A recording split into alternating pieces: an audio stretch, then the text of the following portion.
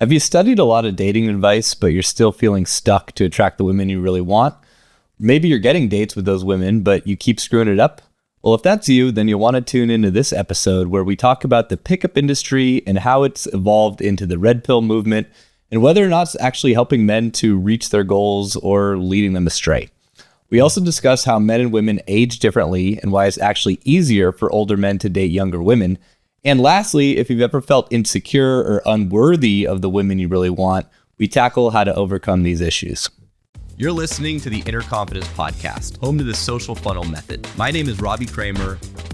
I've been a coach since 2007, and I've helped over 1,300 digital nomads, expats, and remote workers build an amazing social and dating life abroad. My mission is simple: to help you position yourself to meet stunning women and make awesome friends en route to becoming the most confident and attractive version you can be. I have an intense hatred for fluff and useless advice that you can't take action on, so tune in each week to learn the most effective and implementable strategies to level up your game. So stick around, let's go.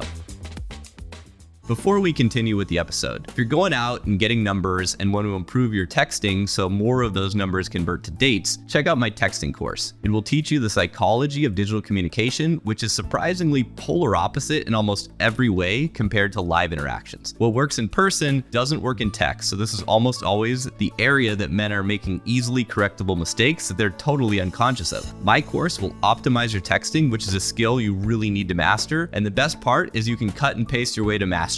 You can find the link in the description. It costs less than a round of drinks. And if you're going on dates and want to learn what to do so more of them end up in your bedroom, check out my free dating protocol. You'll learn to be an interesting guy to talk to, even if you're serious or over-analytical. How to help a girl open up on a date, why talking about sex is a big taboo on dates if you want to get laid, and what to talk about instead, going from the first touch to the first kiss, how to invite her over to your place, and why you should skip 80% of the physical escalation moves you're doing back at your place. The link to this free guide is in the description. Out of all the guys I know, the only ones who manage to consistently land 8s and up are the guys who have built a social circle. You can certainly approach women and use the apps to get laid, but those strategies simply don't really work on top tier women. Think about it. If she's hot, she has hot friends. And hot girls get invited to high status events almost every single night. So when it comes time to get ready for your date, do you think she's gonna show up or flake last minute when her girlfriend texts her to come to some awesome thing? As if she's gonna choose the random dude on Hinge or the guy who chased her down on the street over her social circle. No chance. If you're getting tons of flakes, this is the reason. But for most guys, the idea of building a social circle, especially if you're traveling or in a new city, can feel overwhelming. So they continue to hunt for women in their usual ways, and they end up settling for a girl they were never really that excited about in the first place. To avoid this fate, join our community of aspiring international playboys and instantly plug into a highly vetted social circle of cool dudes to network and navigate your journey with. You already know it's hard to find a wingman because the good ones don't really stay in the game very long.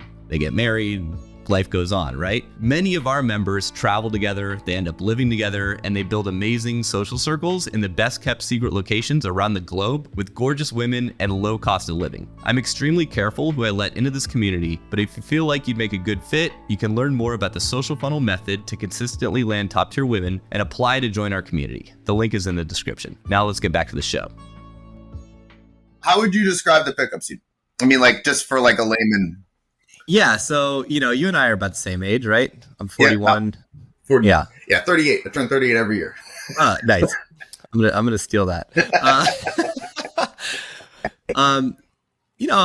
For me, growing up in Southern California, playing sports, going to school, going to college, that sort of thing, like the idea of self-help never even occurred to me, right? When it came to like girls and I just thought you go to school, you meet girls through school, you get a girlfriend, you date, blah, blah. I wasn't really interested in, nor did I realize you could sort of change who you are, or what your personality is or anything like that. But I was recommended to read The Game by Neil Strauss after I went through a breakup. And when I first saw the title was like a book about these pickup artists and run a game, I'm like, oh, that's fucking weird. Like, who needs that shit? That's for fucking weirdos or whatever. But then I saw my buddy kind of doing some of this shit in a bar, and we would just go to the bars in San Diego. I lived in Pacific Beach, college town, went to UC San Diego.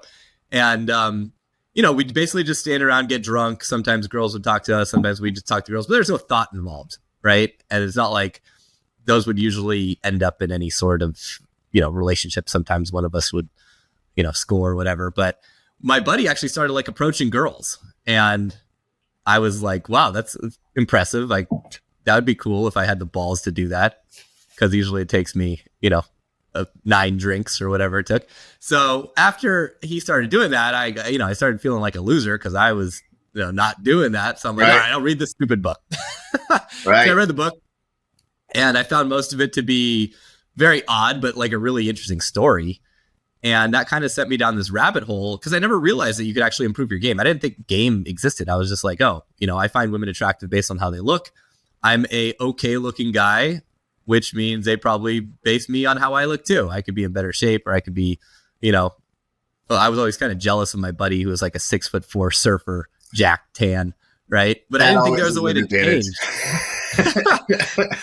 He would always, steal the girl I wanted or whatever. But I didn't think there was a way to change any of that. But then when I learned about game, I was like, wow, this is kind of like a way that I can have some edge over the competition.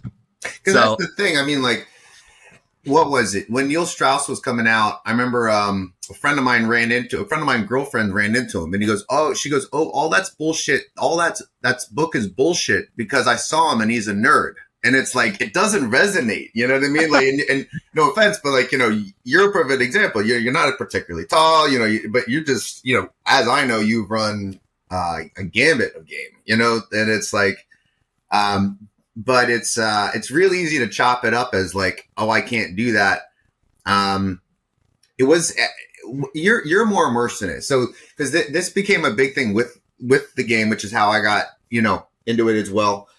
Exactly the same thing off a breakup. Somebody handed me the game, told me to read it, same thing. And then, in a minute, we can touch base on Pickup 101 because I did want to go through that.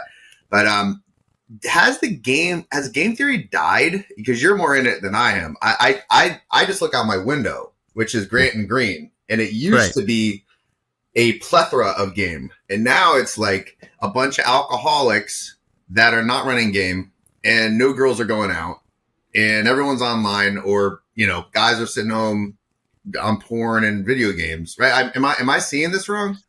Well, so the problem with the game, as you could say, is, especially as viewed through like the standard narrative, like it's a bunch of weirdos running around trying to pick up chicks, but calling themselves pickup artists, but they're really just socially awkward nerds, which is kind of what it was. And the whole idea that like game can give you some big advantage, I feel like, obviously, like if you're a good conversationalist, that can be helpful, or if you're witty, right? But like, it's not like you can learn that shit from a book. So the idea that you can just read a book and become good with women is a broken one. The idea that you can trick women into bed doesn't really work either. Women are way too savvy. And what I really learned was like the game and the pickups community was just my bridge into personal growth, which I didn't realize I needed, right? I just was totally unaware. It's like one of those things you don't know. Right. I didn't know I had confidence issues. I didn't know I had insecurities. I didn't know why I was driven to do the things I did. I didn't know why I'd go out to the bars all the time with my friends to like drink with the idea of maybe we'd pick up a girl. Right. Like I didn't think about any of that shit. But getting into the game, so to speak, led me to more mainstream personal growth. Like I got involved with landmark education, which is, a lot of people consider a cult, but it forces you to look in the mirror and like have a really like hard look at like who I am. How do I operate? Am I playing a victim in my life? Am I, someone with integrity, and, am I a man of my word? All these things, right? How are my morals? And a lot of it is obviously like how you're raised and the friendships that you have growing up. But for me, it was just a way to really like take inventory and improve the guy I was, right? I was like, okay, there's a lot of ways that I could level up as a guy. And the problem I feel like, and I was in my early 20s when I got involved, like right out of college, basically, like age 22, 23, first job. And as a guy in their early 20s, it's a really tough time. I think that's like the toughest time for men, right? Because like college is better. College, at least you get laid. College is great. College, there's a system for you to succeed, and you have status the same as the women your age because you're all in college together, right? Yeah. But as soon as college is over, a hot 23-year-old girl, she has the same access as a billionaire, totally. Right? Like her access to resources because she's hot is, close to 100%. Whereas as a 23-year-old guy, you don't have anything. When you started pickup scene at 23, you said 22? Yeah. Wow. All right. So you saw right out the gate that you were fucked, and you just you pulled the switch. Well, I didn't see it that I was fucked. That's the interesting thing, is because a lot of guys do. I saw it as, ooh, this is a way that I could crush. Like, I was in it to, like, you know, I'm a sucker for marketing. I was like, you know, reading these outrageous claims that you could go to the bar and take home the hottest girl every time, right? And I'm stupid. I believe that garbage, right? So that was what appealed to me, was this whole idea that you could, like, you know, hook up with these beautiful girls that I felt like I didn't really have the, you know, the skills to interact with. But yeah, but I felt like I just cut you off there because it was a good point. Like, but I'll relate on my side. So, like, coming out, same thing, unconscious as fuck. So, like, I came out of college and I was this popular DJ, drug dealer, most popular clique in all of UMass, you know, constantly getting laid. And all of a sudden it goes from not what are you going to be, but what are you? And it's like, and then it was me and my buddy living 21 years old, you know, pretty dead broke, not being able to pay the fucking heat. And, you know, now it's like I'm just a pudgy white boy child that with like a Jan Sport backpack. You know what I mean? And all those hot girls, like, and I don't want to cut you off because you're onto something. All those hot girls we were just hooking up with now, where are they? They're with the successful. Exactly. Yeah. So yeah. So well, yeah, that was kind of my point, was that men and women have very different, like, maturity levels. So, you know, basically when a woman's at the peak of her, like, in her prime, for example, in terms of attracting a man, right? And that's going to be mostly judged by her beauty. That's going to happen between, like, her early 20s up until her, you know, mid to late 20s. And then biological clock starts going crazy, right? Because obviously if you're trying to have kids and you're post 35, you're considered like a geriatric pregnancy. And that's not my opinion. That's just, you know, that's science, right? Right. So this whole idea of feminism, like, you know, it's kind of broken in my opinion, because it's trying to get women to work and do all these things and push off family and push off all these things until, like, their 40s, which is great for men because we can have kids as late as we want, right? We can get pregnant when we're in our 80s. But for women, it's not an option. So, and for men, like, we don't really see that peak sexual market value until we've established status and proven that we have access to scarce resources, right? Like, in our early to mid 30s, when most guys kind of come into their prime. So you've got a dating market where you've got guys in their prime in their mid 30s, women in their prime in their mid 20s, right? And as a guy in his earlier mid 20s, you just feel like an epic loser because you don't have access to your peers. Yeah. And you think you should because, well, hey, she's the same age as me, but she's dating, you know, the professional soccer player, or she's dating this guy, or, you know, the DJ or the drug dealer, right? And these are all guys who have status, and they have, like, a drug dealer. I'm sure you had a ton of natural game because you're in that social scene. Yeah, well, but it was, I flipped the switch after college. I made a determination to stop hustling and go into sales. So now it's like I lost all the status, you know what I mean? So, and then my whole clique, which was running DJing, they all dispersed and everybody was trying to be corporate. So yeah, no. And I mean, to your point, so I I was unconscious too. I didn't know why I was fucked. I just knew I was fucked. Got it. Like, I just remember, like, I couldn't figure it out. And then I now obviously you look at pictures of me and it's like, oh my God, you look like a child. Plus I probably gained 10 pounds and I was super stressed because of sales. So, like, you could see the stress on my face and the alcoholism and all that. My youth was falling. I mean, I look so much worse at 24 than I did at 40. Oh, dude, I look disgusting. I looked absolutely hideous.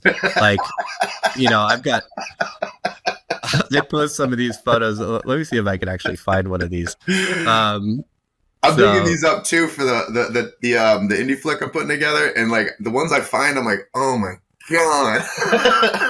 Like, the most nerdy, horribly dressed, fat, pudgy faced, deer in headlights look. Look at this. So this is how I looked right after getting goodness into the pickup scene, where I was told to wear, like, outrageous funny shirts. So this says my pen is big. I'm holding a Miller Lite, really classy, and you know, just disgustingly fat. And wow, that was you.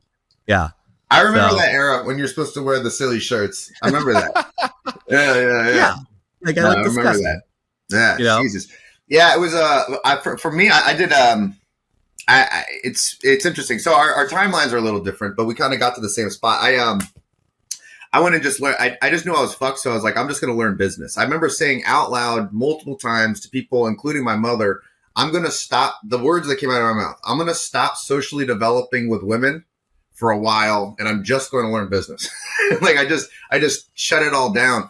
And then just learned business, and then ended up with this girl that fell in my lap at like 25, 26, and I was running at a company doing subprime mortgages, and this beautiful 12 out of 10 Puerto Rican girl, super smart, super crazy, porn sex, just out of her fucking mind. But she ended up in my bed and then ended up living with me, which was dumb luck. But, she just basically owned me. And it was a good relationship. We ended up living in 2 apartments together. But when it broke, same thing. I was like, I just didn't know. I was just so distressed. And at that point, I was almost out of that horrible era. I was like 27.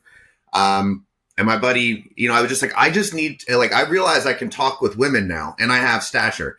I'm like, I just need to know how to get through that first 30 or 60 seconds of talking with a woman. So I guess just for anybody that's interested, because the chapter I'm writing, it really falls in line with everything you're saying, which I'm realizing the trajectory of the book, starts with this childhood experience, all these, items that happened with my father, starting with, living in a commune with him on a beach when I was 4. And then it goes to, all these crazy trips. On one of them be the focus, when we went to Alaska without my mom's knowledge, with no planning and gear and such. But after all that, yeah.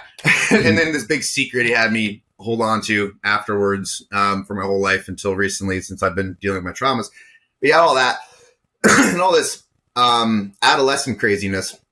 And then it gets to the later stage of life, and I'm realizing the theme, which is learning who I am. So it was MMA. It was learning to be in my body and learning who I am through just primal, choking people out and taking concussions and just being in it. And then before that was learning who I am through finding stature and getting financially, concrete through sales and business. And each one of these had their place. And then I used them too much, and then I try to right size them. And then the pickup scene, of course, learning how, one of the biggest parts of a man's life is learning how to deal with women, right? And similarly, overstretched that one a bit.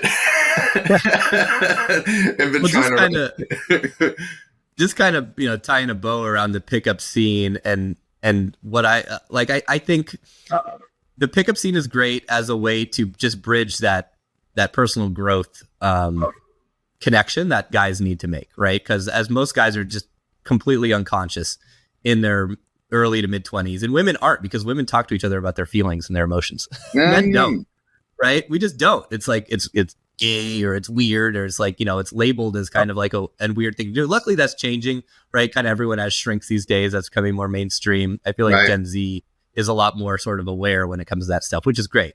But, for us as late millennials or whatever, that wasn't the case. So for me, the pickup scene was great because it just sort of opened my eyes to that. And it got me to improve who I was as a man, how to become a more how to become a guy who can position himself to meet the right sorts of women. And then there are actual tactics and strategies that are really effective when it comes to how to navigate a first date, how to be a good, how to send good text messages versus bad ones. There are skills that are super valuable when it comes to interacting with women. But if you don't change who you are and you only focus on the tactics, you're just putting whipped cream on shit. This is what I learned from you. Because I just did the whipped cream on shit approach first. Here's the thing. You weren't total shit because you got really good social skills from all the drug dealing stuff, the DJing, you knew how to interact with women, right? And you compare yourself to a lot of the guys that went through Pickup 101 who are just straight, nerds. Autistic, nerds, zero social skills. That's real whipped cream on shit. That's the guy. We had a guy in my first boot camp that I attended. He was so bad that the coaches were like, just go out and try to be Borat because that's your only fucking chance. Oh my God. But yeah, no, I mean, no joke. I mean, just to talk you up a bit, if you want to use this bit and sell it, by all means, but it was all right. So I wasn't an autistic, Borat, I had something underneath the surface, but I was putting whipped cream and shit, I guess more just like I didn't know who I was at all. Like when I teed off, I mean, case in point, I teed off on Pickup Scene, did the Pickup 101, which I'd love to go through at some point, just kind of go through just, quotes and, all that. But did Pickup 101, dedicated a year, Thursday, Friday, Saturday. This is back when you could go hit on girls at a bar because they were out and about before online dating, and hit on, it was a part-time job. Thursday, Friday, Saturday, Sunday, every week for a year, go and hit on hundreds of girls and just get used to the rejection and turn it into a game and stand-up comedy and just have fun with it and make sure they're having fun with it. And then the idea was to find a mate, a mate. I wanted that girlfriend was Liz. I wanted, and the problem, in my opinion, was she just kind of fell in my lap. I wanted to get like 20 Liz's and then choose the pick. Right. And then that worked. I found this Spanish girlfriend who was great.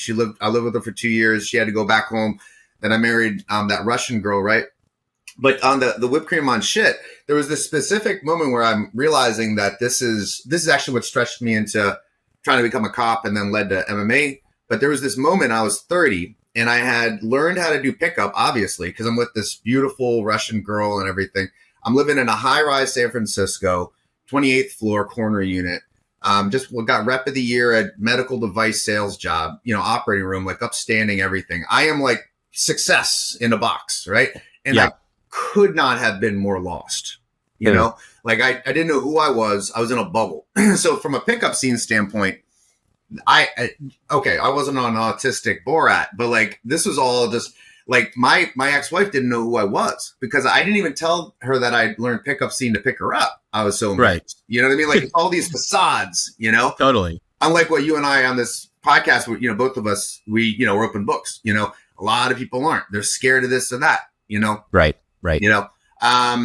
So but it's when that cracked and then became a huge amount of alcoholism and womanizing. And then instead of using Pickup Scene to find a mate, I just used it to go fuck. And I fucked a lot. And then it was just alcoholism and carnage. And I have a whole chapter on that. There's 5 flash forwards for Pickup Scene. That's called the 2015 flash forward, alcohol, womanizing, and debauchery.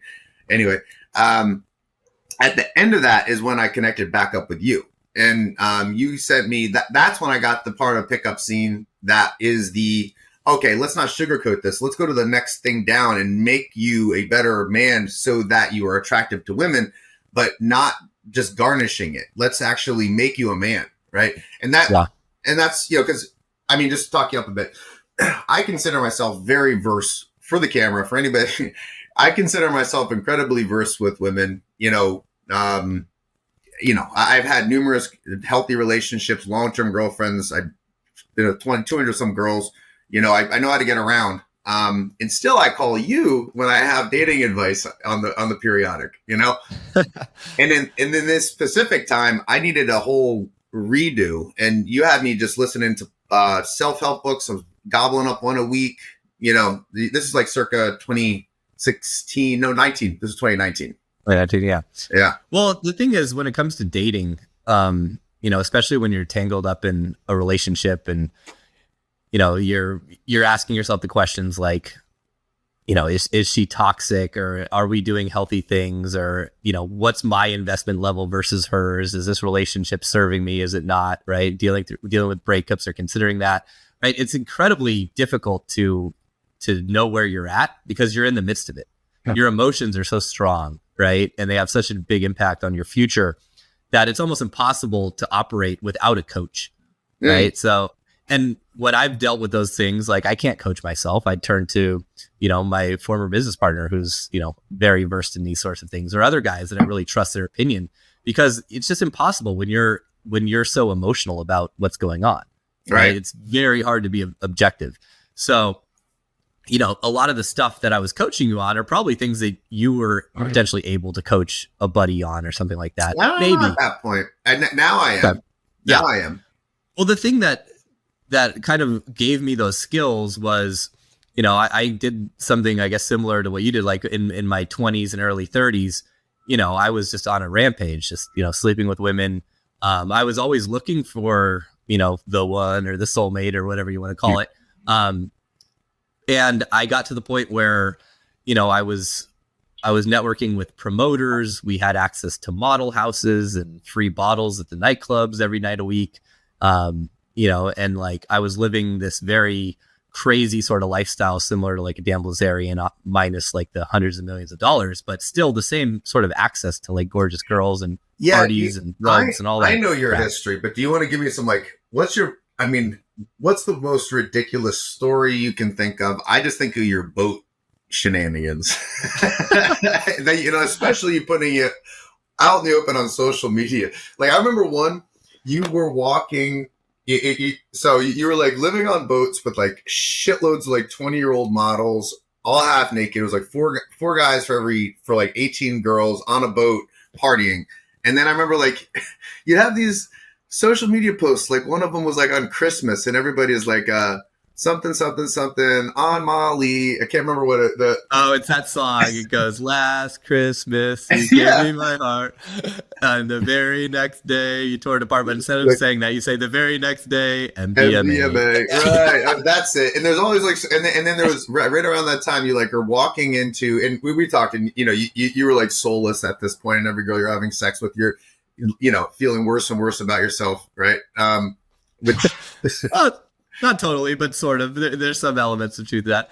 I mean, I was just kind of what I feel like was making up for, I don't know, like a frat boy experience I didn't have in college, right? I was getting a lot of validation sort of check boxes, like, oh, have a threesome, or just I wanted to feel like the man. I wanted to feel like a guy who could like live that lifestyle. I'm with that, and I'm with that, and there is something to that box checking, but. I know you. So after threesome number 45, 72. Right. Well, I mean, a lot of people would label me, I don't know, I guess I hate to use the term sex addict because it's like, I don't think that really fits the mark per se, but maybe not presently. I don't know. Like, no, not anymore. I mean, now I'm married and monogamous, but I mean, I wanted, but here's the funny thing. I was always kind of looking for that special girl, and I would fall in love really quickly. That's true.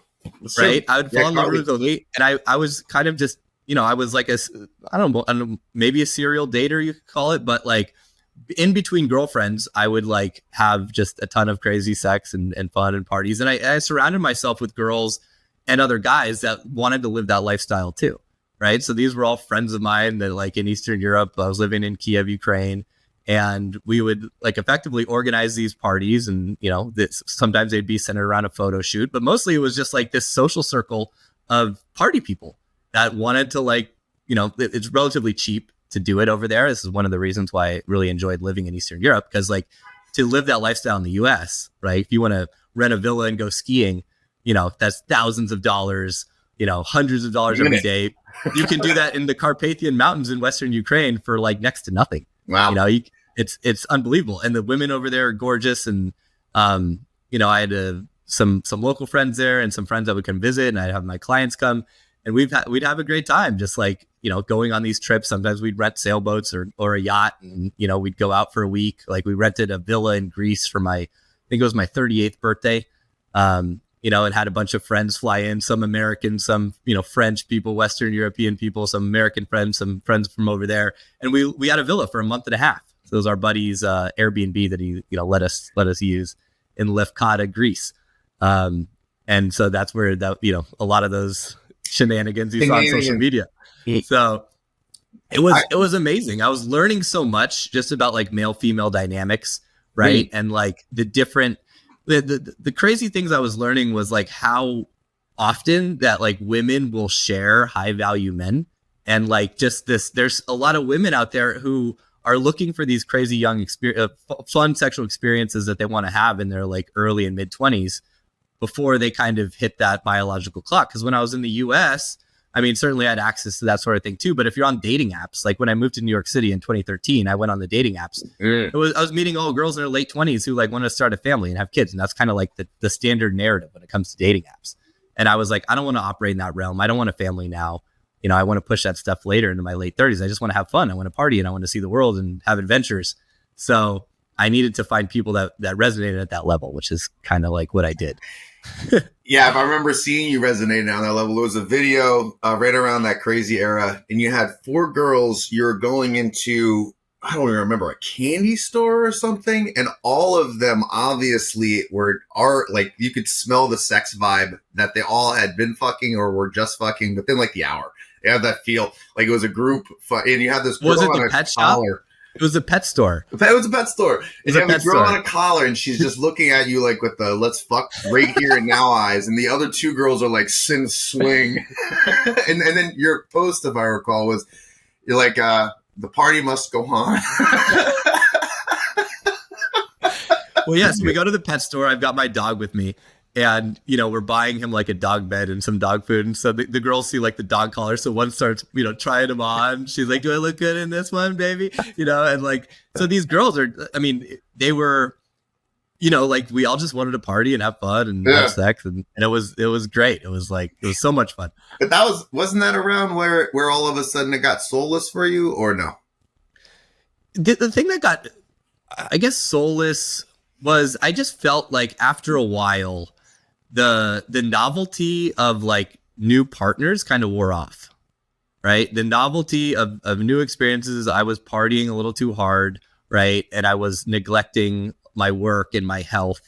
And I just kind of felt like, okay, what am I spending most of my time doing? It's like, well, I'm organizing parties. I'm going out to nightclubs, having after parties, staying up all night, and I'm like, I just started to feel like it was kind of taxing, and the return on my happiness wasn't really improving. In fact, I was kind of getting a little bit more and more like, Robbie, what are you doing with your life sort of deal? But, I was coaching guys through the process, and like, I've always had this community of men that I've been coaching. So that's always been like the background. So I never felt like I was doing nothing, because I'm like, I'm learning tons of things socially, and I'm I'm helping with that knowledge and whatnot. And kind of acting as like an amateur therapist for a lot of guys, because it's so hard for a guy at your level who has access to women to find a good therapist, because therapists, like, they go to school, they're typically nerds, right? They haven't lived that lifestyle. So it's very hard for them to relate to a guy who like wants to party and meet girls, but he's looking for his soulmate, and he's like, doing blow and like, yeah, so my therapist, because I'll be calling you, I'll be calling my therapist, and she got used to your name, and like, and whenever she heard your name, she's like just prepping herself. But a few times you agreed, and she's like, in this instance, I agree with Robbie. Yeah. Yeah. So yeah, I could provide that sort of thing. And just to wrap up my point, I just felt like at the end of the day, I had kind of checked off all those validation boxes for myself. Because my journey, the whole reason I, got into this in the first place was, like I said, I wanted to feel like the man. I wanted to feel like I was worthy of these women I was attracted to, because deep down, I didn't feel like I was worthy. And eventually, after having enough success, I felt like I was worthy. I was like, you know what? That girl, she's a 9 out of 10 or 10 out of 10, whatever you want to call her, right? Like, I feel worthy. I am a high enough value man. I have enough substance and like reasons why she would be attracted to me. And as soon as I actually felt like that, the desire to like continue doing all of the crazy stuff, like, it really became not that interesting anymore. And that happened for me like around the age of like 37, 36, 37, 38. It's not like it was like an immediate shift. It happened gradually. So my desire to just sort of like, hunt for that, just kind of fell to the wayside, and it was good timing. I started looking for, more of like a long-term starting a family sort of thing. And I had access to sex very easily. So I was able to then choose a partner based on, the right reasons, like looking out for red flags, choosing someone with integrity. And I feel like that's a really important journey that most men don't take, right? Most men, I'll show you a graph here. You can see this, right? Yeah. So, the title is a little outrageous, but the point is effectively, like, for most guys, it takes you until like age 33, and they call this the player zone. Really, you could just, call this the status zone, right? Where you have enough resources, where you have this level 10 access, right? And for women, it happens at a much earlier age, right? And most guys get married in their late 20s. while they're on the upswing, and they never get to experience the Right. fun the women get to have, right? And so, and then obviously women's, obviously as they age, they lose value on the sexual marketplace. But men, we kind of age like fine wine, you could say, if we stay in shape. Exactly. So, as crass as this graph is, this is the reality. It's the ugly truth, right? And no one, at least women for the most part, I guess, feminists wouldn't want to see this. And obviously women can stay hot and relevant well into their 40s and maybe even 50s if they take care of themselves and whatnot. But for a guy, like if you have that desire, was that? And they're Asian. Yeah, if you have that desire.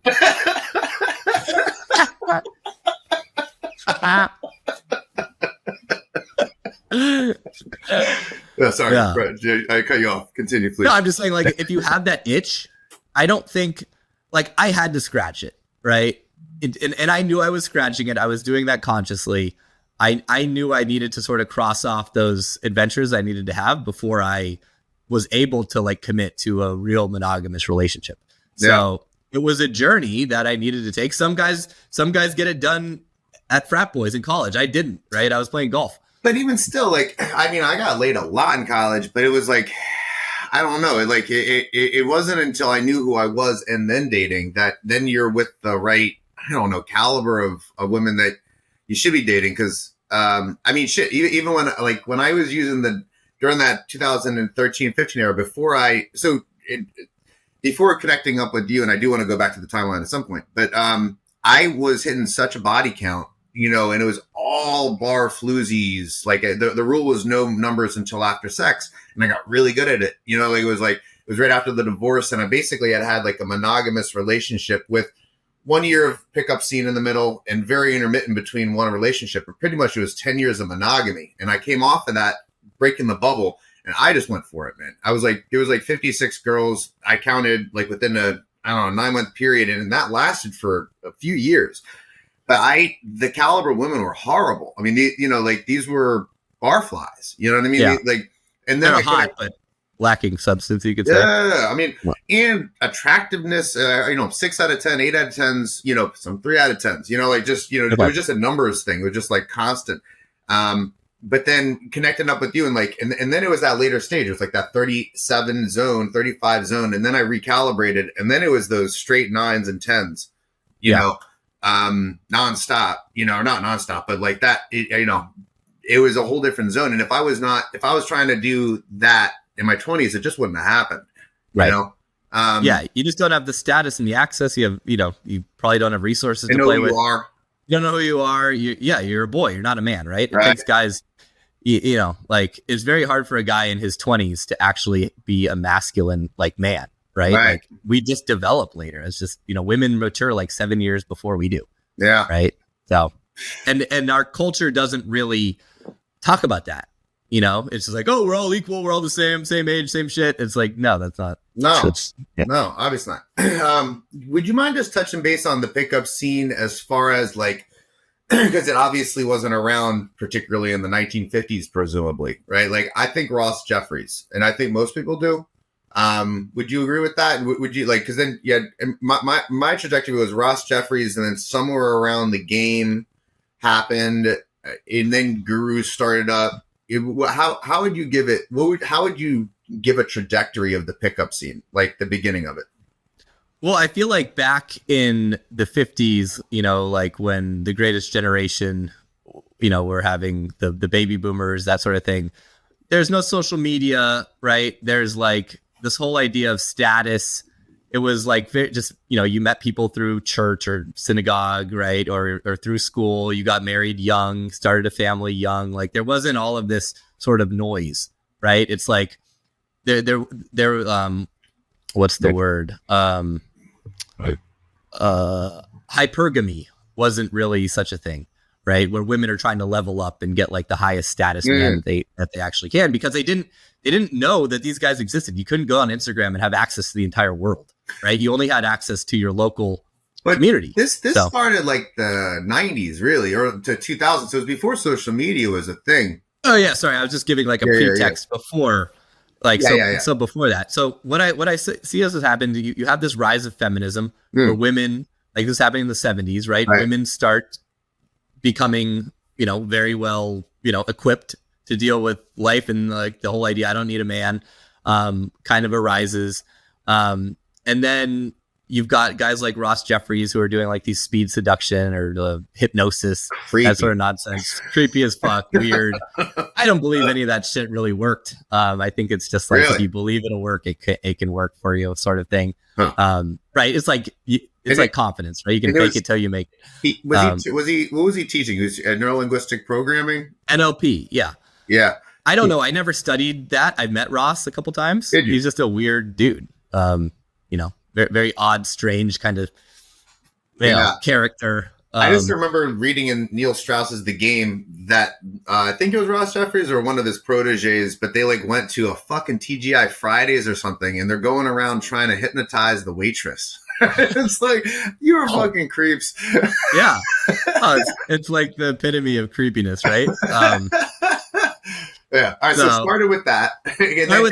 And that was Tom Cruise Magnolia. Basically, was his. There was a rendition of Ross, right? That was it. Yeah. Oh, no, that was as I understand. I mean, I just googled it the other day, and they said that too, but I don't think it was official. But that if you remember Tom Cruise, he had that G string, and he's like, all right, we're fuck the women, and get on the calendars, and we're gonna learn how to manipulate them with their friends, and all this crazy shit. All these dorks are like. But that wasn't too far off from the truth, right? I mean, because there's a bunch of creeps teaching creeps when it started, right? Yeah, it's a blind leading the blind. As far as like these guys that were teaching pickup, it's like you got a bunch of nerds who, don't really know up from down socially. And if you go on some internet, forum or some Yahoo group, they called them these like pickup layers back in the day, right? And some guys saying, "Oh, I did X, Y, Z," and blah, blah, blah. Like, you don't know whether to believe them or not. Right. And you're like, "Oh, well, that sounds good. I'll try that." So you just kind of, as the internet got popular, like basically, this whole pickup artist culture was created. And then, that became, once sort of that became a little bit more mainstream, you had like VH1, the pickup artist show, come online, and those sorts of things. And then I feel like it sort of evolved into more of like a red pill sort of situation, right? Right. Men going their own way, which is MGTOW. YouTube got popular. Red pill. So red pill, it's from, the idea is like from the movie The Matrix. You can either have the blue pill and remain naive and asleep and, see the world through like rose-colored glasses, everything's fine and great. Or you can take the red pill and you can get exposed to the actual realities of the world, but that gives you power to then operate, from a conscious place.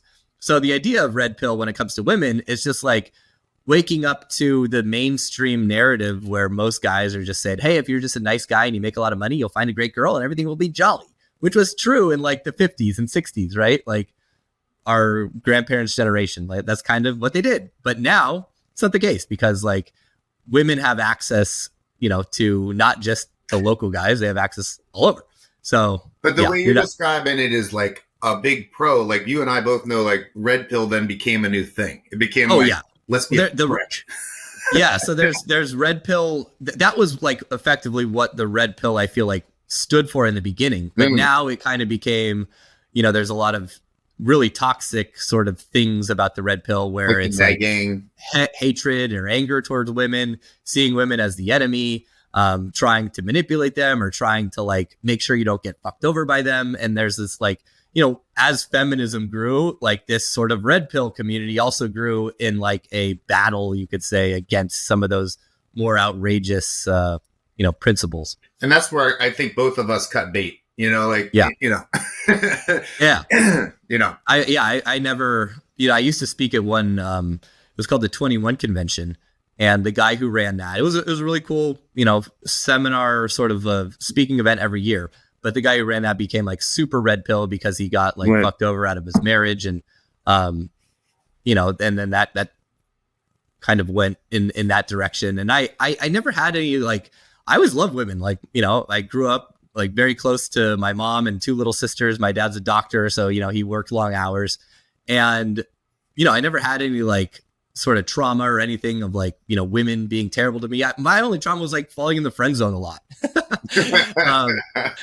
But yeah, that sucked. So, but, so yeah, I feel like a lot of the red pill are like these guys, and you see them like some of these school shootings, these like antisocial guys who right. like, they far off. That's true. Yeah, they have they're rejected. They feel like totally like shamed and like belittled by society and by women, and they think they should have access. But if you look at that graph I put up, like they don't realize that they need to do things to garner resources to eventually be a guy of stature to have that access.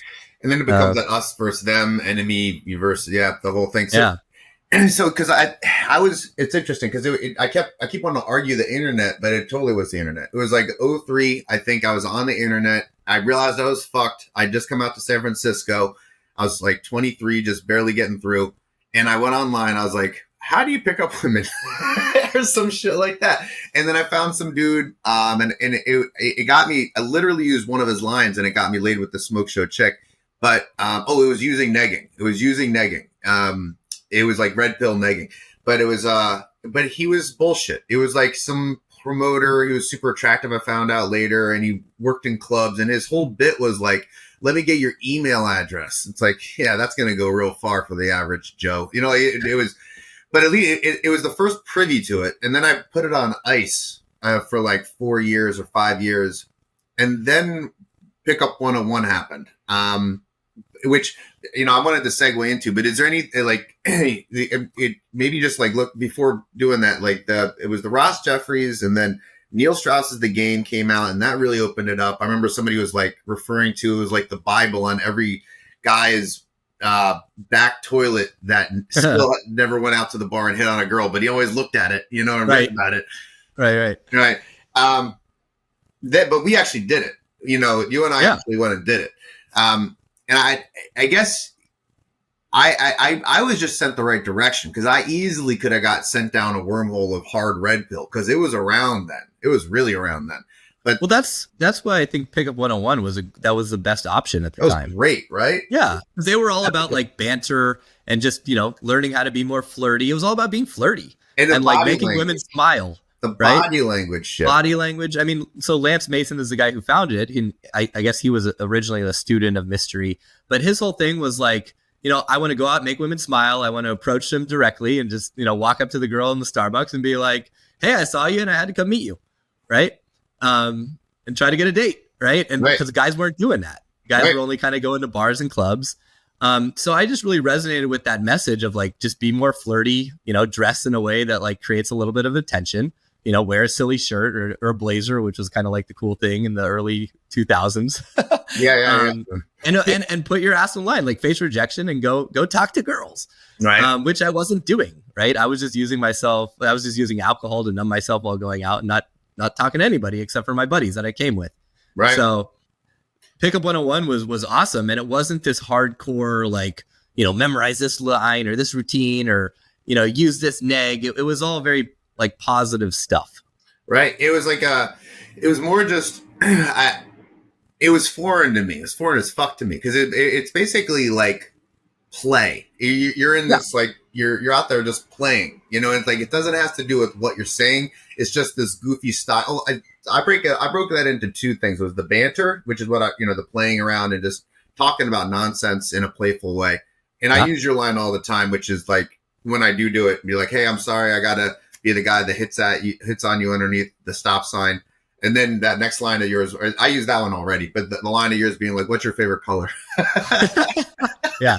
Can I ask you a really serious question? Yeah. Real quick. So I'm excited that you're here listening to the podcast, but if you're someone who's more of a visual learner, like I am, and you'd benefit from seeing what you're hearing instead of just listening, then I invite you to go over and subscribe to my YouTube channel. I'm back to publishing videos there every week, and some of the lessons can't be found here in the audio feed because, well, you need to see them in order to learn. So if you haven't already, subscribe to the Robbie Kramer YouTube channel via the link in the show notes, and you'll get more tips, tutorials, lessons, and for better or worse, more of my face. All right. Hope to see you over on YouTube. Now let's get back to the show.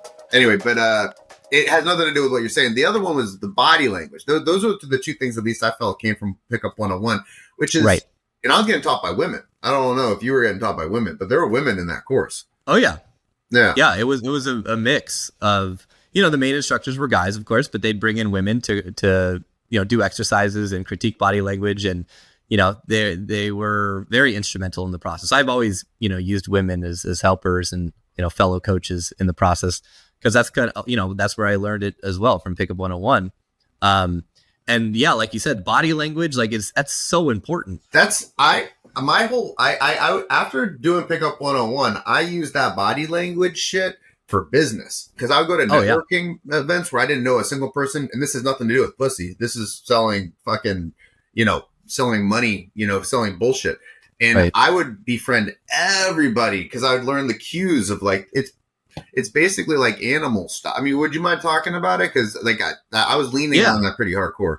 Well, I think the most important sort of premise of body language is, first, obviously, stand like a masculine dude, sit like a masculine dude, carry yourself with confidence. Don't shrunk over and minimize yourself, right? Like your body language presents how you feel about yourself, right? So with body language, there's a great TED Talk by Amy Cuddy back in the day, and it's fake it till you become it, right? Like if you stand like someone who takes up space and owns the room, like you will feel your inside will follow the outside. So, when it comes to just like your own body language, that's how that sort of works. But then when it comes to relationships and deepening relationships and meeting people, it's all about mirroring them, right? Like if someone, you can tell how people are feeling based on their body language, right? And there's books by like Joe Navarro, What Every Body Is Saying.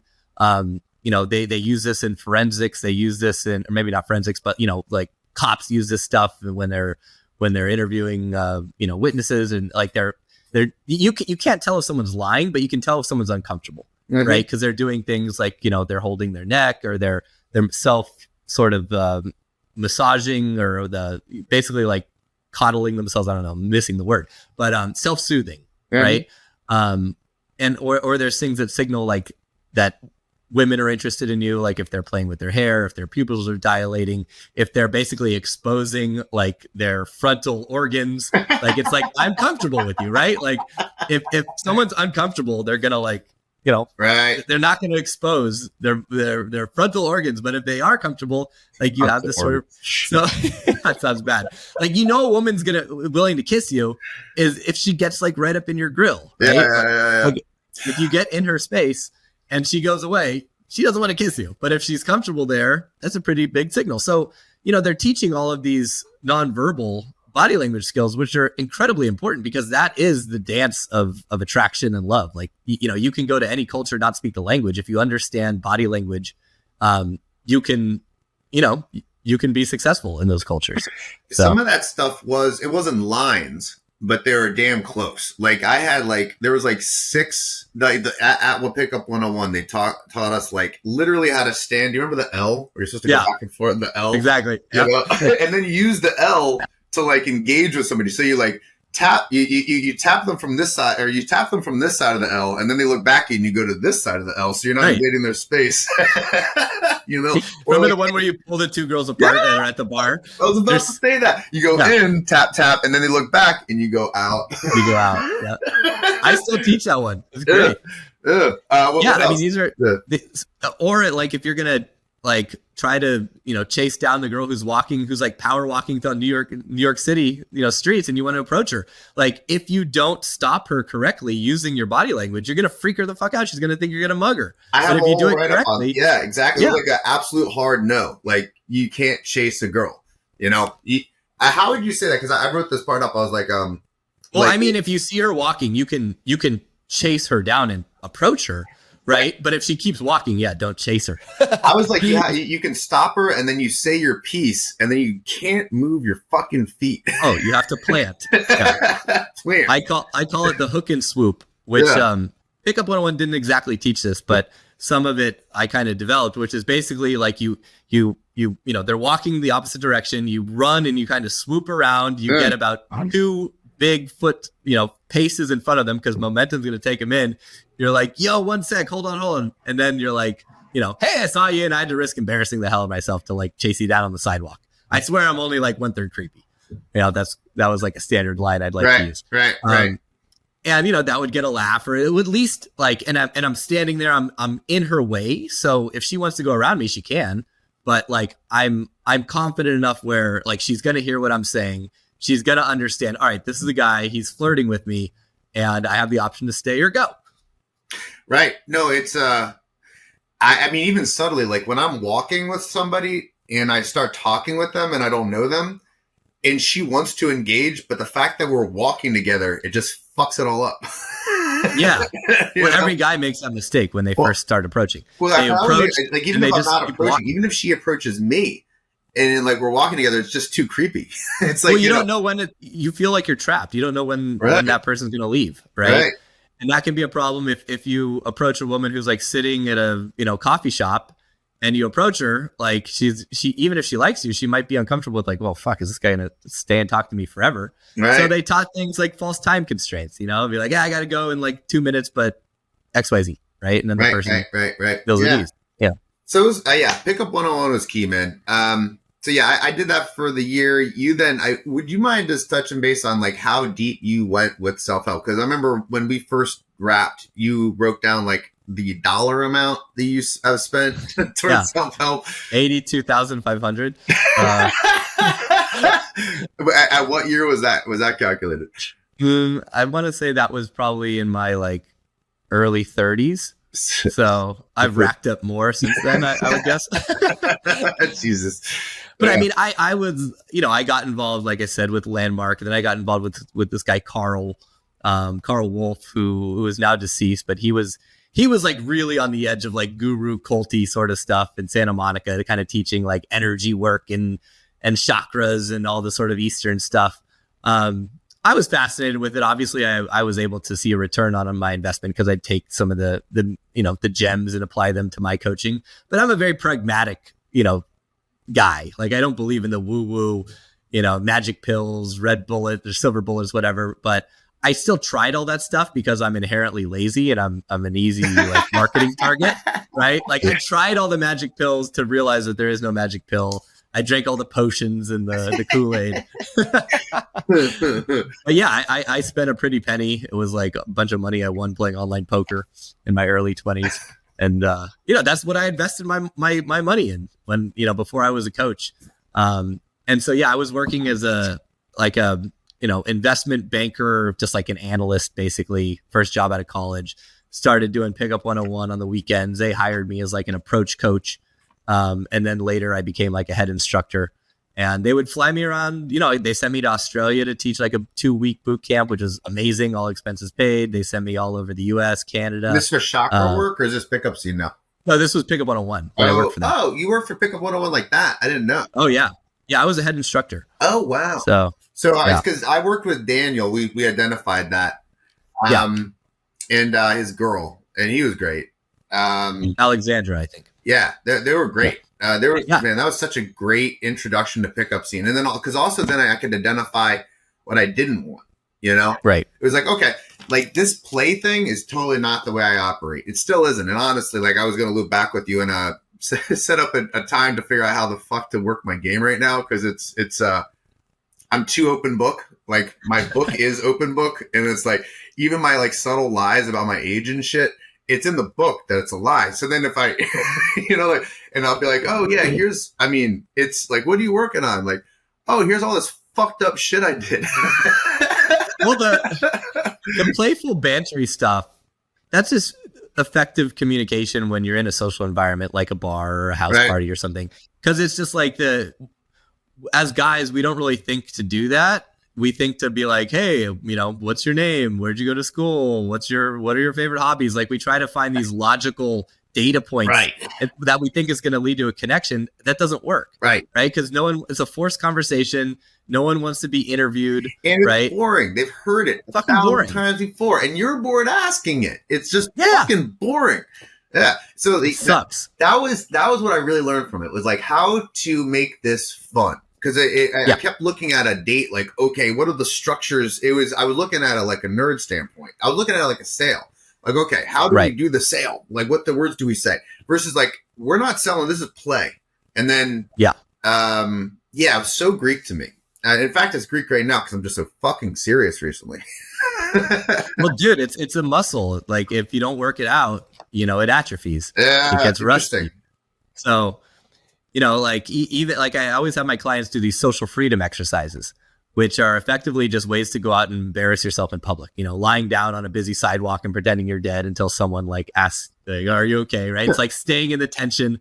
Right? Going into the grocery store and there's a line of like 10 people. You ask them if you can cut to the front. Right? And things that like asking for a discount, like when you don't deserve it, or or straight up going up to strangers and being like, "Hey, do you know where the nearest STD clinic is? I've got this rash." That's a good one. Yeah, that was right. Like I remember when getting into Pickup 101, when I was, when you go out, like we'd be hitting bar after bar after bar, and you just comb through and just, try out every single girl there, and try to do it as comfortably as possible so you're not creeping anybody out. If there's a guy and a girl, you even have balls to, hey, how do you guys know each other? You just keep going in. But before that, I remember like Pickup 101 taught you, and mainly they were talking nerds, but they were talking to me too. It was like, say hi to everybody on the street. Every single person you see. It's just about being more social. Right. Yeah. And so bouncer, everybody. Right. Which is amazing. Like they've even done studies that like talking to strangers and interacting with people you don't know is extremely good for your mental health. And it creates endorphins and a lot of positive things. And this brings into James, because like he was, it's like I know you guys had like a weird falling out, and he like flipped because we were hanging out, man. And then he sent me a text. It was right when COVID happened, so it wasn't totally off mark. But he sends me a picture, and it was the last text I got from like 3 years or something. But he sent me a picture being like getting on a plane to Hawaii, and he was gone. But when he got, it was like you gave him a superpower, and he wasn't even getting laid. He was going out picking up girls nonstop, and he wasn't looking for the kill. I'm always looking for the kill. Like, I'm a closer by nature and a salesperson by nature and a predator on some level, I'm a wolf or whatever. But he just liked to be able to socialize, and it was like a new game. It was like a new superpower that you could go initiate friendships and conversations and shit. Yeah, that's so invaluable. So would you mind touching base on James? Because I always, whenever I talk pickup scene, man, there's some like things that I was hoping you could check mark. Because like this is where you get referenced a lot. I'm like, yeah, I did pro bono work for a friend, and then co-hosted a podcast on how to game certain dating apps. And could you talk on some of this? And then yeah. So I occasionally have clients. It happens pretty regularly. Good-looking dudes who you seem like they'd have no problem when it came to like dating and being social and whatever. But they typically have very analytical jobs, like software engineers, programmers, and they're out of the dating game. They're very focused on career stuff, and they don't necessarily want to go and like you said, get a bunch of kills and hook up with a bunch of girls. They just kind of want to be more social and just kind of have that experience, right?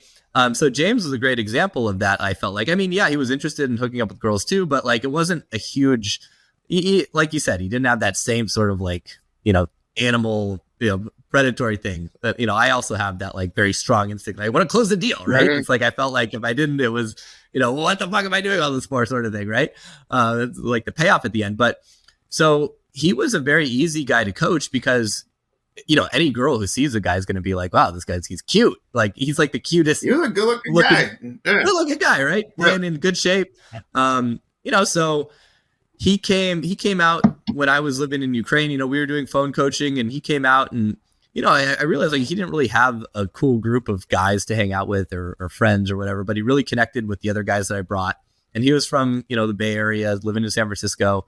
And I'm like, this guy just needs some like cool dudes to hang out with that can like take him under their wing, a guy who's a little bit older. Yeah, you started like knocking on my door. You're like, hey, yo. And at first you like, I and later you admitted that you would have paid me to do it, but you didn't want to like throw that out at the front end.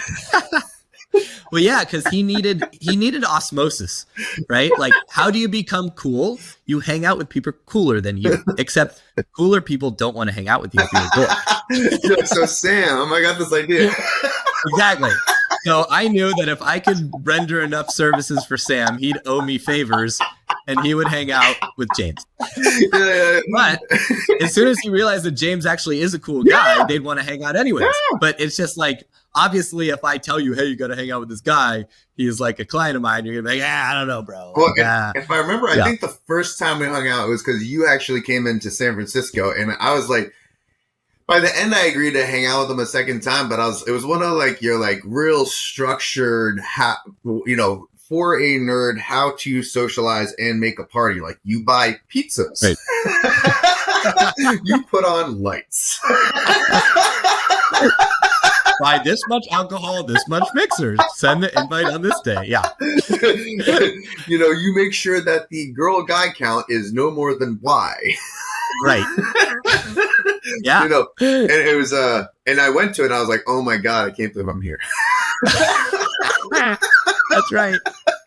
But then I was like, all right, this kid's cool. I was like, all right. Yeah. I was like, he was a great wingman. I mean, shit. He and the same thing. He would always bring these girls. He would meet all these girls. He'd bring them, and I would have sex with them. Like they because he wouldn't close anything. Right. Perfect wingman. Yeah. Yeah. And so I guess what happened with him. So him and I spoke not too long ago, but he just kind of ghosted after a while. And I think, we went to Hawaii, and this was kind of like during COVID. And I think he had just, I don't know, got kind of burned out. And then he ended up meeting, I think he's engaged or married now. So he found an awesome girl. Yeah. And I think maybe he looked at, I don't actually know why he ghosted. I just kind of guessed that he thought that, I don't know, maybe the stuff he was doing was like too aggro. Like it was like too structured. Like I should have these parties. I should do these sorts of things. Maybe he just felt like, oh, this just happened naturally. But, that's an easy sort of conclusion to get to if someone's in your ear telling you that. He had this natural friend who was very much like, oh, dude, that's all lame. But I'm like, yeah, that's easy for a guy to say who like learned all this stuff through osmosis through his friends. Well, and right? it's like, and never had to study any of it. It's very knee jerky, right? It's like, oh, I need to learn all this. That's all I'm going to do. And then I'm going to not learn this. I'm going to not do this ever again. But you already got the skills now. Hence why you met the girl. It was 95% chance. You know what I mean? Like, yeah. 100%. You know what I'm saying? Like, yeah. But yeah. So yeah. So yeah. But that was the pro bono work. But then you were talking about the seeking stuff. Oh my God. Yeah. So all right. So the play by play for me was I had done pickup 101, dedicated a year, got verse with it, went and got the girlfriend, went and got the ex-wife, broke away, moved out of that apartment, moved to North Beach with like 9 bars and 14 restaurants on my block.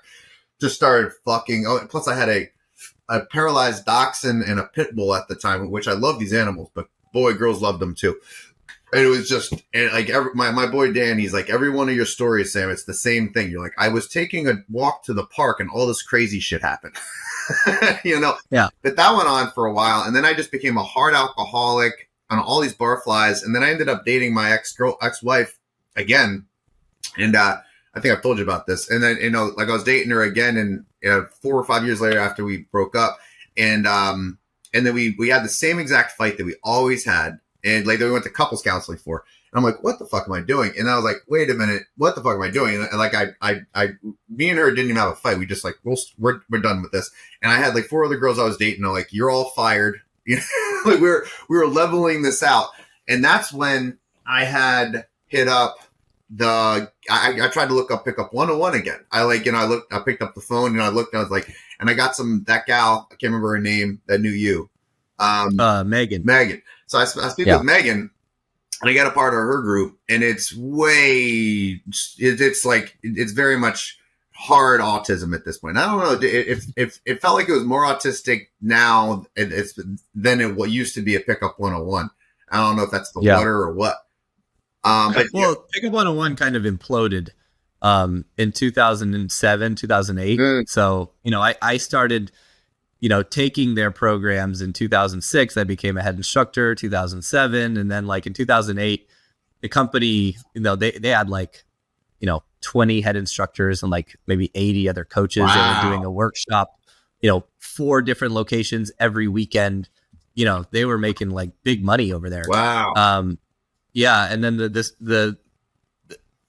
basically like the coaches all kind of had like this mutiny, and like another guy kind of tried to start his own version, but he didn't have the business sense as the main guy did. So, or maybe the desire. So that kind of imploded. So the whole thing, like all the coaches, all the thing kind of blew up and went to shit. So when you went back and connected, it was like a very much like streamlined operation, like one boot camp a month or 2 a month, ran by Megan, just like a few little ebooks and products. So yeah, I guess just the population that was there, maybe that's San Francisco at the time, at that point, because that was now 2016. So the techies had come in, but it was when I I'm coming back in, and I'm now way past novice. I'm like some type of mildly intermediate advanced or wherever. I'm like right. And that's what Megan said to me. She was like, I've got this client or potential client, but like he's really advanced. He's not really a good fit for the sort of guys I have in my group. But he's like, I know that you work with like really advanced guys who are like social and are just looking for some very fine tuning effectively. So which for the record, even though I was advanced, I guess like this just comes back to the atrophy. I was on one of her meetings, and I was sitting outside the pool hall about to go out play pool with my uncle. And it was one of these things about just go out and, put yourself in an uncomfortable spot and all the banter stuff, but she's just it was the same thing, like trying to teach you to go say hi to girls, even if you don't want to. And even I'm like, man, this is such bullshit. I know all this stuff. But then I went into the pool hall and then I was like, all right, and I just did it to this girl. And I ended up dating her. And this is the girl that I started dating again recently. This was the 19-year-old that lied to me about her age and told me she was 26 for the 3 months we were dating. And then I saw her 7 years later and didn't know that. And she yelled me. She's like, I hadn't seen her in 7 years. This is the past year. And she's like, yells at me across the street. She's like, Sam. And I look at her. I'm like, she's like, I haven't seen you in 7 years. You're like, I would lie to you about my age when we dated. I was only 19. And we're in Marina District with all these people. And I'm like, two things. I'm like, Nikki, good to see you. I'm like, fuck you. And I'm like, number two, I'm like, volume. But yeah, no, that was it. It was some advanced type, but still, I just needed to hear it anyway. But yeah, it was, that's when I got connected up back with you. So then, You talked me into going to Serbia, or I talked myself into going to Serbia. Yeah. So I was doing like a yearly Euro trip, with the guys in my community, and we would pick a city in Eastern Europe. That year it was Budapest and Belgrade. You showed up on the second leg of the trip. It was like I think it was 2 weeks. You came for week 2. People were burning out. Yeah, it was basically just like, let's go to Europe and party. We brought like 3 models with us. Right. One was my girlfriend, 2 other girls. And then of course I had, friends, female friends in both Budapest and Belgrade, because I'd been there years prior. And it was basically just like, let's just go and party and have fun. And, I would give critiques and coaching along the way. But yeah, it was, we were getting after it, going to nightclubs every night, sightseeing during the day, trying to meet girls to bring them to nightclubs, throwing after parties at the Airbnbs. Like, I knew promoters in these cities. So it was just like, let's just fucking have fun and go crazy. I was in a hard space at that point because I had just canceled the ex-wife, the entire, like whenever you're doing this dating thing, you have your dance card, or you have your, there's like a lot of rotation. There's always different terms for the same thing. And it helps your insecurities, because if you're dating like that, usually you have like a pocket of, I'm not good enough, or, I need validation because I don't really love myself. I need, all these girls in my life to validate that I'm worth something. So when you cancel it all, it really fucks you up. And I did it on purpose, to put myself in a massively uncomfortable space to then change my system, which I did through this. But when I met you in Serbia, it's not like most, I've been messed up a bunch of times in my life, but that was a specific moment where I was in total disarray. Like, not to mention the alcoholism was really at its height, was really there. But yeah, I remember coming out to see you guys, and then we had that dinner, and I think it was before Carly had vetted me and said, oh yeah, Sam, you should give him a chance. And you're like, man, should I trust this Sam guy? I'm coming in all hot. And then I think you found out that I had brought something with me along the way. Well, I was like, we can get it here, but it's cool that you brought it. I have a whole segment on the book, because the book's called, the real story The Adventures of a 5-Year-Old Drug Smuggling Alaskan Hitchhiker. And this talks about like when at 14, strapped myself up with like marijuana for going from Hawaii to back to Philly, and then by 15, I had a full cavity search with my dad present, crying in the holding cell, coming back from Ecuador in the Dallas customs, and all this fucking drug hustling in the 90s rave scene. And I mean, I got like all these quotes, but if you have, cause I don't think you really saw me pull it off. You just saw I had it, right? So yeah, I mean, I didn't know how you got it there, but you know, what do you have, like an 8-ball? Yeah. Decent. Yeah. Yeah. You know, and we had our local connects for all the funsies. Yeah. But I think my question was like, why'd you feel the need to bring it? Oh, I didn't know you guys were. And I mean, that's it. No, it's interesting. Because I thought we talked about that prior, but maybe not. I was ready to cut bait at any time. Like, you know, I didn't know you guys. I've done solo trips, and I just kind of coming in and I was ready to just make it a solo trip if I needed to, which, you know. Well, it was tough for you because like the guys who were coming on that trip were all in like the community, right? We've got a community. It used to be through a private Facebook group. Now it's on Discord. So we're talking all the time. It's a chat room. We're getting on Zoom calls all the time. So these were guys. It was like a group of, I think, six guys. And then we brought the 3 girls along. So everyone by like the end of the first week, they had already known each other online. And then they spent a week together, like at Balaton Sound Music Festival, just outside of Budapest. And so by the time you showed up, which was tough, like everyone was already like, very much knowing each other. You weren't in the group before that. So you were like just meeting everyone for the first time.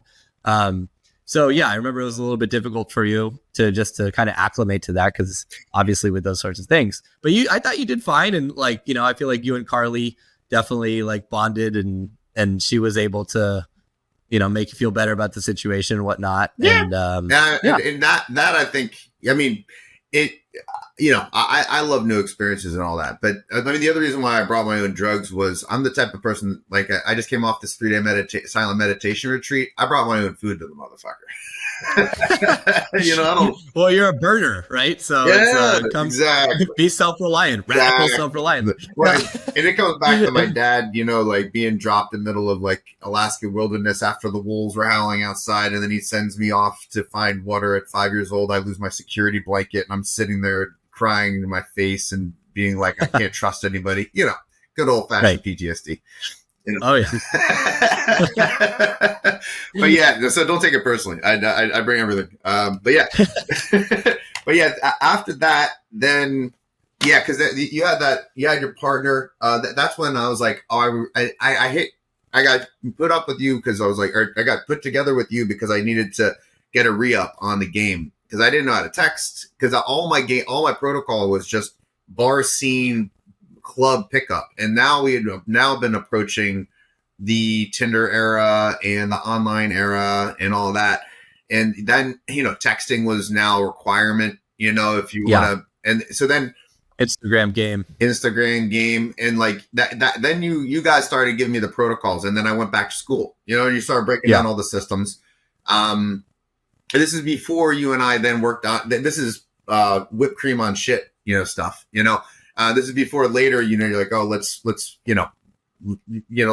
work on, I don't know. There was a really good book about the way of the confident man or some shit. Way of the superior man, David Data. That's it. That's a great book. And all those books. But I got the text message game. And then you guys were hollering about this one dating app. And I listened to your guys' stuff, and I think it just came around. Everyone's getting all spiky about it. And then if you want to touch base on, because what I recall was I listened to all your guys' thing, and then I went in and I dorked the fuck out on it. And then I made systems that, like the systems upon the systems, which I think people are still using, right?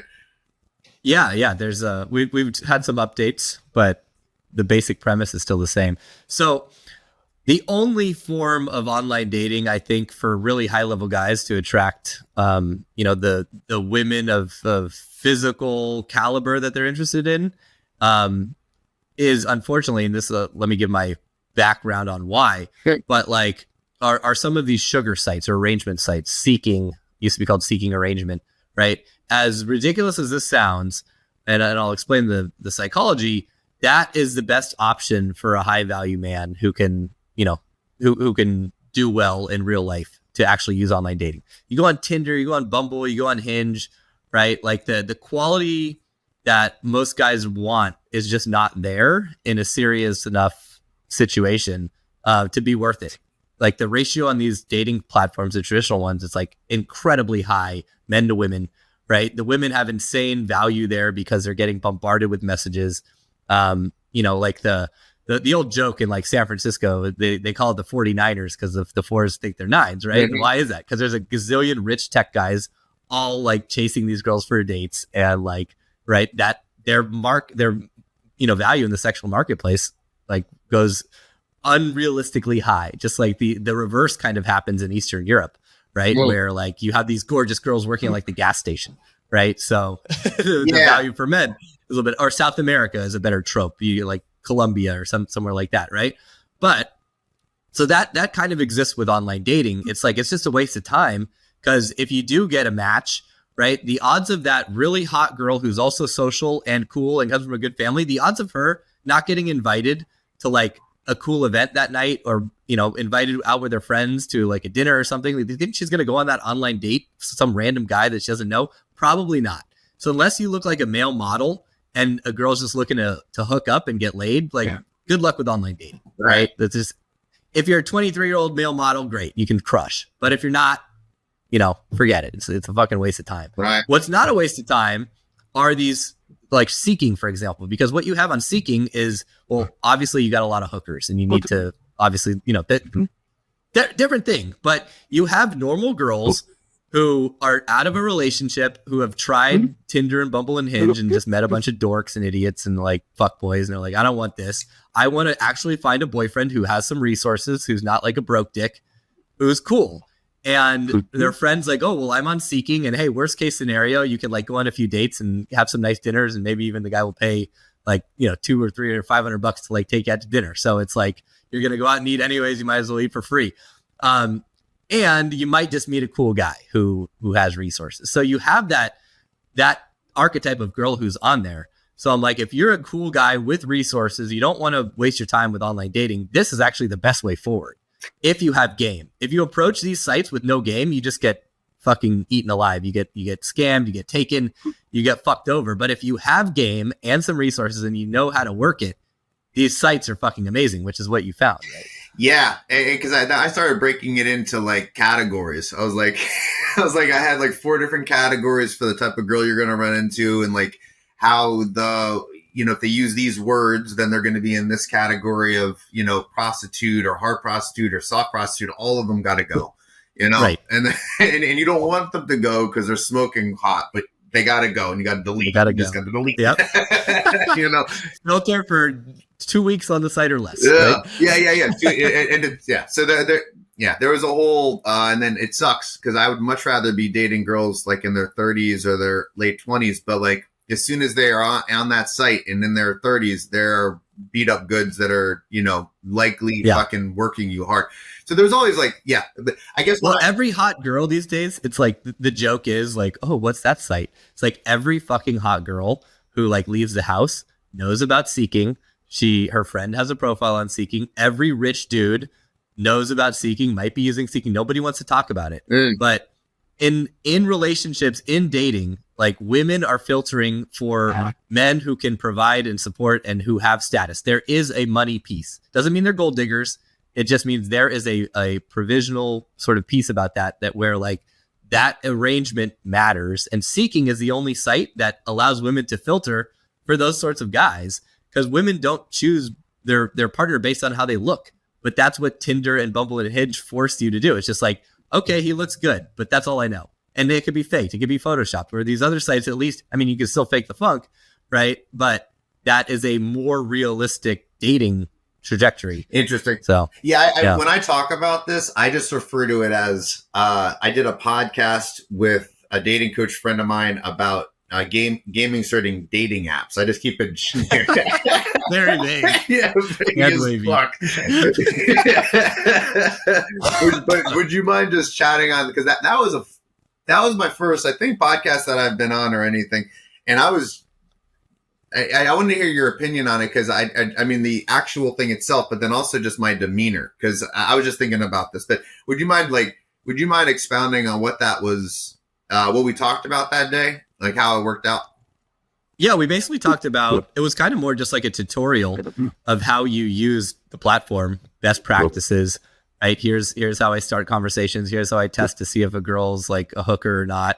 Here's how I weed out the ones who are, useless. This is what I do with the ones that seem like they're legit. We had a PowerPoint. Yeah. So I never released it as like a podcast to the general population. Okay. It's I've got it on like a private video site, and I always link I link my new clients to watch it. Because like, here's your take a step back. Like I remember like some of the derelict. I remember Mystery back in 2006 had like this thing, and he has like a chalkboard, and it's him and his derelict friend in front of like an entire like schoolroom, and they're like talking about how to pick up strippers in a strip joint, and it's like, and he's like, yeah, and if you haven't been with a stripper, you use this story, and it's all about when you're with this other stripper, and da-da-da. He's like, and if you haven't been with a stripper, fake it until you make it. I'm like, wait, so if you made it, you're with strippers, like, but you take that. So it was like one of those moments. I was like, what am I doing here? And then I think about you and me sitting with this podcast with this PowerPoint. I can pull it up if you want. I'm like, this is how you know if they're a prostitute, and then don't talk to them. Right. Oh yeah. That is the training that someone needs if they're gonna, go into the lion's den and operate in those place. Because what I call it is it's fishing with dynamite in a very toxic lake. Yeah, there exists some good fish, right? Yeah. But most fish are dangerous and toxic, and you got to look out. So interesting. You got to be a damn good fisherman. Interesting. The other side of that, and this was like. Since I've been looking at all these videos, all these interviews, I used to have it, like you could call it a stutter, but it really wasn't a stutter. It was just like I was always cutting myself off, and all my sentences like were never complete. Like it was all like, and it's a lot of it was centered around when I was talking with my dad, right? Like I had all these series of interviews with my dad, and it's really linear. Like you can see the first time we were talking about something, and I'm like, I'm just insecure and befuddled. And now it's like I'm leading the discussion and he's got a back seat. But I think about that video that you and I did. I was just such a mess, man. That was like 2016 or some shit, 2017, something like that. I mean, I don't remember that you being a mess, but it was like hard alcoholism. I mean, like, I was getting laid nonstop. It was like, that was like, I was like full tilt, like 4 or 5 dates a week. 3 of those are getting laid. Just keep pumping in the numbers until, like, oh my God, I was a fucking, I remember getting up. It didn't help. I didn't have a good setup to do an interview, but I remember like, just, like bad lighting, like, oh yeah. Yeah. Well, I was a novice podcaster back then too, so I'm sure our production value was pretty bad. There we go. But the message was good. Still use it. Yeah, cool. Rock and roll. Yeah. I'm thinking. I don't know. Those are the big points. I think. Oh yeah. Ridiculous womanizing stories, school training, and yeah. I mean, like, there's some other like basic things, but I mean, the one thing I wanted to.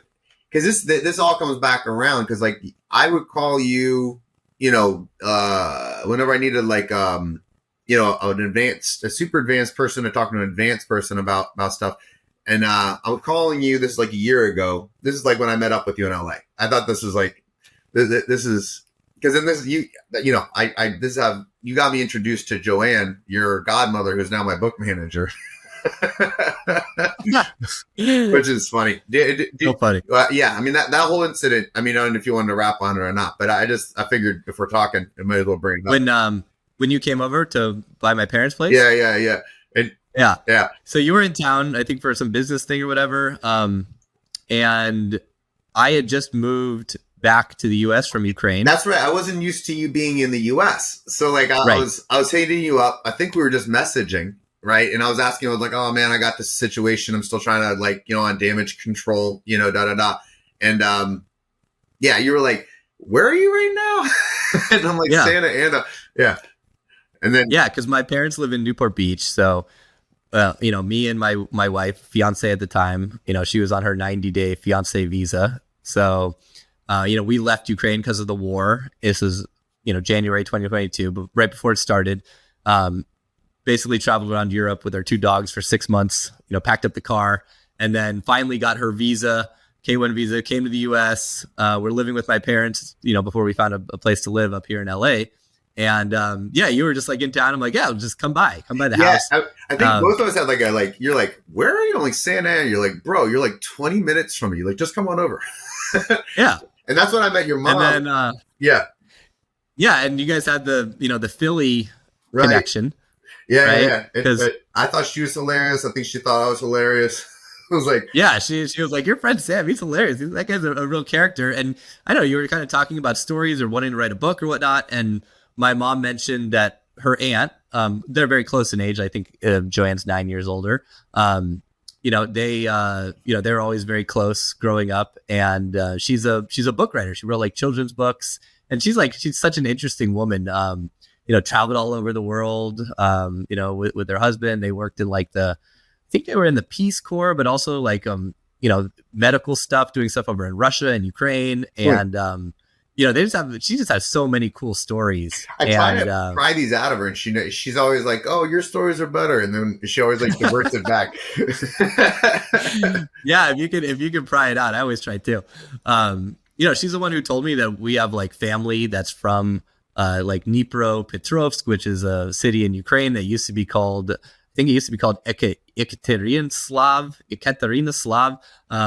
And she told us a lot about that side of the family. But anyways, my mom was like, yeah, you should talk to Joanne because she's she's in the know when it comes to the book stuff. Clutch, man. This was before I had gone all in on this thing. It was at the time I still had 2 full-time jobs that I was running for a year and a half at that point. And I wasn't getting this book. I had the first drafts and a few rewrites, but I wasn't all in on it.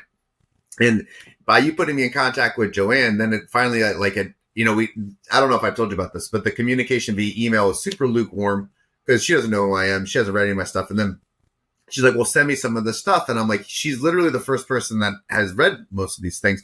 So I was like, you have all these insecurities if it's good or not. And I'm like, what do I even do? I don't really know this gal. And I was like, all right, I guess you put copyright. I'm Googling it. You put copyright thing on the top or whatever. And I send it over to her. And then our communications totally become a whole different thing, and then we started making calls and she really started to give me confidence on doing the project. And now, I've quit both jobs and now going full tilt and I'm selling a rental house to continue to fund this fucking thing. So we'll see how it all goes. And it might not have, it'll be good. Who knows about the commercial success, but it'll be good. So. Well, I mean, if she's behind it, that's, she's very successful in everything she's done. And, she's my godmother, her and my Uncle Steve. So, he was the head of the children's hospital at Dartmouth. And she's, like I said, written children's books and been very successful. So it sounds like to me, when I spoke to her, she's like, your friend Sam is amazing. He's crazy. He's all over the place. And I'm just kind of helping him, stay on the straight and narrow, get this shit done. Yeah, no, she's done a very good job, man. She's an extremely patient, good job. She's incredibly patient. She has maybe some of the best social skills of anyone I've ever met. Extremely diplomatic and able to deal with because she has a son, my cousin Dan, but she adopted 3 other kids. Oh wow. Yeah. She adopted a Native American girl. Well, obviously now she's a 60-year-old woman because my aunt is, I think she's close to 80, 79 or something. So she adopted a Native American girl, and then she adopted 2 Russian orphans, when they were 8 and 12, who are now both in their 20s.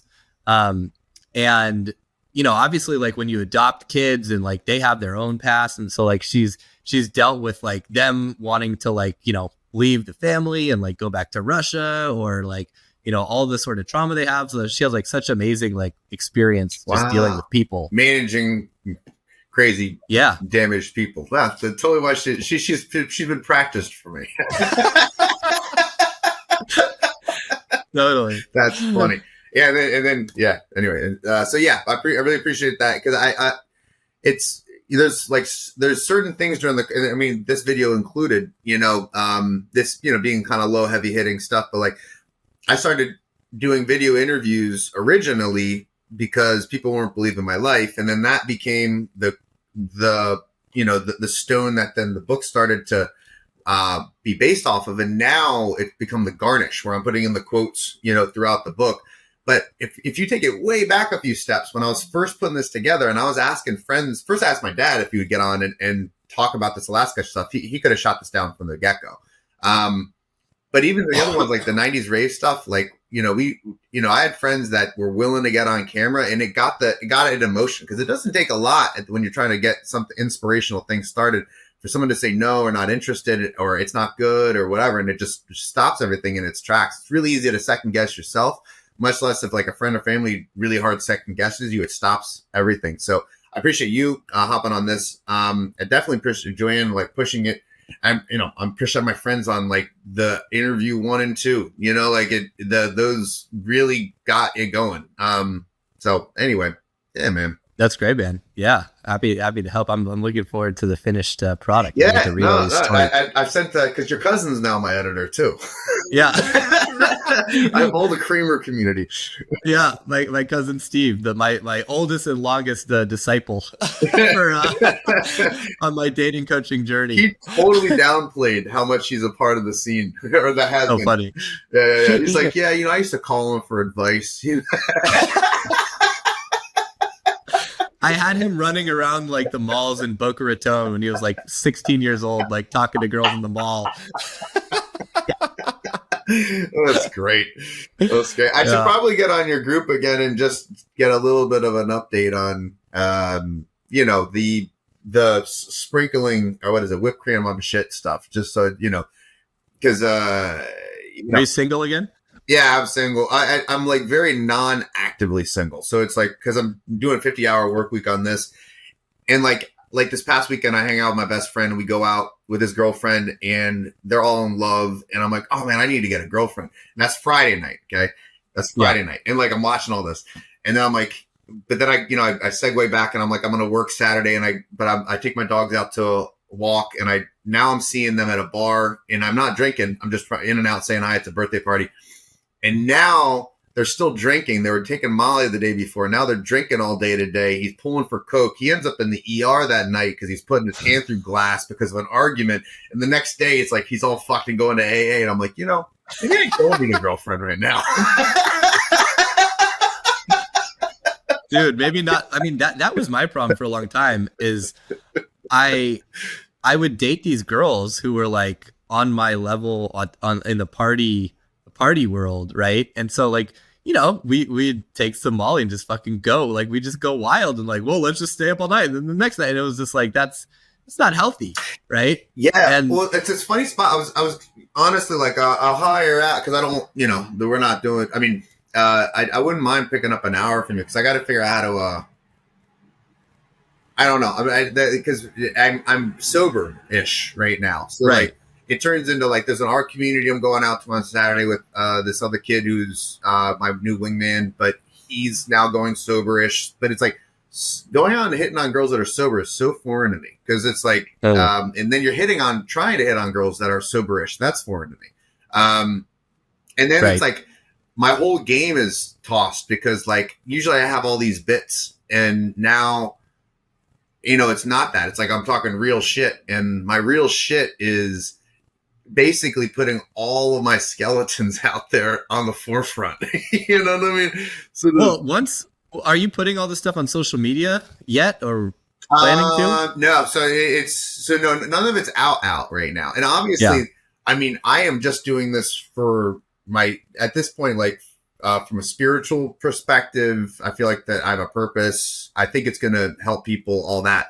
So I could give a fuck about the pussy, honestly, truly, right? You know, and it's a total back burner. But if this became a high success, obviously there'll be a pussy payday at the end of it. Yeah, but it's not. I like basically pussy and dating is like taking a massive back seat. So it's just when it falls in my lap, which happens, you know. Right. But like I don't know. So it just sounds like right now you don't have a lot of leads coming in. No, and I'm not giving myself more than one day off a week. Right. And then I'm trying to stay like relatively sober on that day. So it doesn't give me a lot of opportunity here. But even when the opportunities do show, I keep fumbling it because like I don't even know what my bits are anymore. No, okay. So like I don't know. Like fumbling in the face to face or like over text or what do you mean? Face to face. Like because I'm not even. It's like I went out to that birthday party and I'm looking around and it's just a bunch of alcoholics that are sitting at Zyguys, which is a horrible venue. And I'm like, I don't want to be with. I'm not going to waste my time with anything here. But then I'll go out to this art thing. Yeah, I don't know. So I'm just like when I'm usually when these are all 20-year-old girls, right? So my thing is I say 38 because as soon as you say 40 something, it's like a needle on it going the wrong way on the fucking record. Right. You know, all my friends are like 24 to 27-year-old lesbian leaning like hot girls, and I have to say 38. You know, otherwise you like fuck the whole vibe up of the room. You know, it's nothing to do with me. It's just like, you know, like on every online dating platform, you should be 32, right? 33. Right. So the thing is, this is where I get caught, and you know, the interview parts don't know what it's wrapping. So maybe you should charge me for your time. but I'll be like, you always say I'm 38, but then it's like, then they're like, what have you been doing? I'm like, I'm writing this book. And I'm doing an indie flick. And like, I want to talk more than that, but I'll just try to keep it topical because it's basically like work talk at a certain point. But then if they start asking me about it and I start telling them all of this crazy shit and like the whole thing is it sounds so unreal. Hence why I'm writing it and hence why I have all these video of people supporting it. But if you don't know me and you're just a chick and then you're like, is any of this real? And they're like, wow. And I'm like, yeah, it's crazy. It's the real story. It's real. And then they find out that I'm not 38. Right? Yeah. Then they're like, oh, you're lying. Oh, you're lying about all this. Right? Right. So it's this funny fucking balancing act, which I don't know. It's like, well, the beauty, you know, and we should talk about it more in depth, but the basic thing that I'm hearing is, you know, like it's tempting to answer the questions and start telling them your story, but they don't give a shit. They want better to just turn the conversation on them. But sometimes it works. Like the one. It'll definitely work. Yeah, it would work. But I feel like that's one of those situations, you know, it's like a fool's mate where you're on a date and like she's asking all these questions and you're talking the whole time and she seems really engaged. And then like you follow up and she's like not interested. Right. Versus if you're on a date and you're just like, you know, focused on her, that's almost always going to go better. The less you say, the better. The more of a mystery you are, the better. My historic game was talking over it and doing this big showboating thing, and then eventually the pants are off and we're fucking. You know what I mean? Like, right. And they don't have to talk. They're usually like just enjoying the whole. Yeah, thing. If you're good enough at that. You know. Yeah. But it's not now. It's like I don't know. I mean, honestly, I'm just not even going up to the block. I'm not going up to bat enough that everything is like a little rusty, and then I'm only going up to bat like every week or two, and then I don't know. It's hard. Like I'm trying to. It's like one of those things. When I was selling subprime mortgages, a buddy of mine said it best. He's like, man, I wish I could work half as much and get paid half as much. He goes, but that shit doesn't work that way. You work half as much, you get paid 10%. You know, like if you're not, that's true. You know, yeah. So that's my problem right now. Like I'm not, you know, you know, like or I don't know. It's a solution. I'm not, you know, like it's keeping me organized. You know, not having so much, not having the pussy floating around and distracting. But if there was a way to do a 10% for 10%, that'd be cool. Maybe. I don't know. Maybe. Cool, man. Robbie, that was fun. Thanks, brother. Talk soon. Later. Peace. I hope you enjoyed the episode. If you're a regular listener and you're digging our content, do me a favor, leave us a 5-star review. It's how other people learn about the show and how we can spread the word. If you don't feel like it's worthy of 5 stars, just go ahead, don't leave any review at all. And I want to let you know that we've opened up a few slots in our exclusive community. We're accepting applications to join our select group of men and experience the radical power of accountability, step up your game, cross everything off your sexual bucket list, and become a beast at accomplishing all of your goals. To learn more and apply, go to innerconfidence.com/community.